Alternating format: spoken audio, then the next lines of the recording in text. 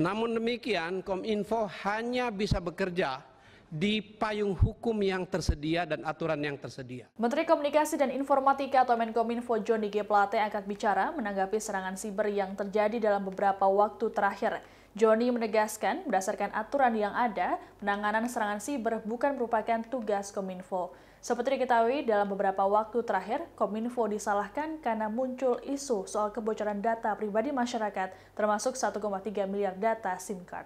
Dikutip dari Kompas.com, dalam rapat kerja bersama Komisi 1 DPR RI, Johnny menyampaikan penanganan serangan siber dilakukan oleh Badan Siber dan Sandi Negara atau BSSN. Hal ini berdasarkan Peraturan Pemerintah Nomor 71 Tahun 2019. Dijelaskan oleh Johnny, serangan siber di ruang digital tidak termasuk dalam tugas pokok dan fungsi Kominfo, sehingga pihaknya tak berwenang untuk menjawab pertanyaan dari sejumlah anggota Komisi 1 soal serangan siber tersebut. Johnny menjelaskan Kominfo tak dapat bekerja melampaui kewenangan atau menabrak tupoksi lembaga lain. Meski begitu, Johnny memastikan Kominfo akan terus berkoordinasi bersama kementerian atau lembaga lain terkait penanganan serangan siber. Johnny berujar pelanggar perlindungan data pribadi atau PDP dapat dikenakan denda yang cukup besar.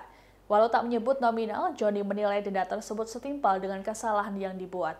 Diberitakan sebelumnya, warganet sempat geger dengan isu kebocoran data yang terjadi beberapa waktu belakangan, seperti kebocoran 17 juta data pelanggan PLN, kebocoran data pelanggan IndiHome, 1,3 miliar data SIM card yang diklaim dari Kominfo, dan terakhir 105 juta data penduduk diduga dari KPU RI. Terkait isu kebocoran data tersebut sudah dibantah oleh masing-masing lembaga.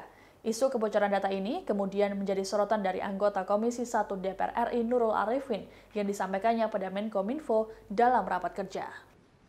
Kominfo selalu dan akan terus melakukan koordinasi lintas kementerian dan lembaga ya dalam rangka penanganan atas serangan cyber. Namun demikian, Kominfo hanya bisa bekerja di payung hukum yang tersedia dan aturan yang tersedia. Tidak bisa bekerja melampaui kewenangan, apalagi menabrak tupoksi lembaga atau institusi lainnya. Nah, dalam hal ini ingin kami sampaikan di bawah PP 71 tahun 2019 terhadap semua serangan cyber, leading sektor dan domain penting tugas pokok dan fungsi bukan di Kominfo. Terhadap semua serangan cyber atas ruang digital kita menjadi domain teknis Badan Siber dan Sandi Negara. Sehingga semua pertanyaan tadi yang disampaikan dalam kaitan dengan serangan cyber, ya, kami tentu tidak bisa menjawab untuk dan atas nama BSSN. Namun demikian, yang bisa kami sampaikan adalah yang terkait dengan tugas-tugas Kominfo. Yang terkait dengan tugas Kominfo dalam kaitan dengan serangan cyber adalah dalam kaitan dengan memastikan compliance penyelenggara sistem elektronik. Apabila tidak comply dengan aturan, mereka diberikan sanksi.